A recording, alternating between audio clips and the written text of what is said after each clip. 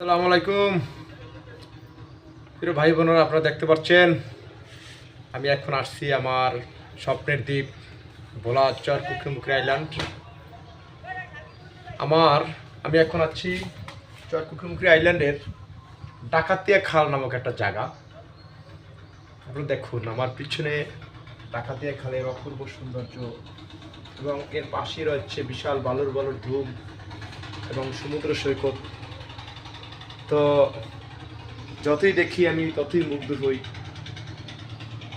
তো আপনারা এখানে আসলে দেখতে পারবেন আমাদের এই অপূর্ব সৌন্দর্য, যা আপনাকে আপনার হৃদয়কে শান্ত করে তুলবে।